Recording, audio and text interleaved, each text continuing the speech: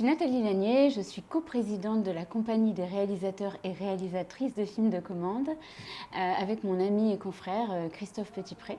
Cette compagnie des réalisateurs de films de commande et des réalisatrices consiste surtout à réunir des réalisateurs pour qu'ils soient ensemble, qu'ils se fédèrent, qu'ils soient solidaires. Le métier de réalisateur et de réalisatrice, c'est aussi un métier qui évolue très très vite. Il arrive qu'aussi les réalisateurs et les réalisatrices aussi sont un peu isolés. Et donc c'est agréable de se retrouver, de parler de notre métier. On est vraiment passionnés, on adore notre métier et on peut échanger ensemble. Je crois que c'est les valeurs du festival. Parce que nous, en tant que réalisateurs et réalisatrices passionnés par notre métier, on adhère aussi à des valeurs quand on tourne des films. On réfléchit à ces valeurs pour écrire nos scénarios, pour visualiser à l'avance nos films. Et ces valeurs-là, on a besoin, nous, d'y réfléchir, de savoir quels sont les souhaits aussi de nos partenaires, de nos clients, des agences, pour y répondre favorablement. En fait, quand on quitte Paris et qu'on est comme ça 3 jours, parce que c'était 3 jours, dans un environnement différent, on est vraiment en immersion dans cet univers-là et on a le temps de se concentrer.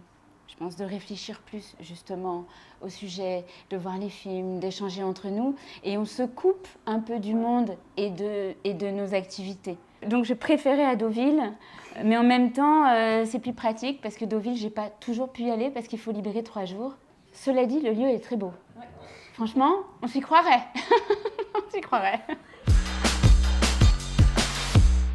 En tant que réalisatrice, je peux vous le dire, on travaille énormément sur le développement durable, sur l'humanité, sur les humains.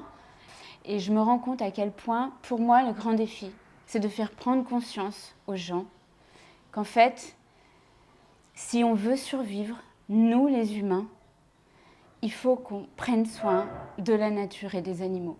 Parce qu'en fait, on dépend de la technologie, alors que les animaux, la nature, ils n'ont pas besoin de nous.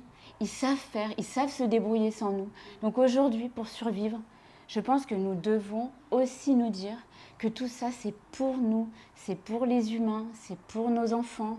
Et pour moi, les grands défis aussi de demain, c'est de se dire il faut arrêter avec la surconsommation.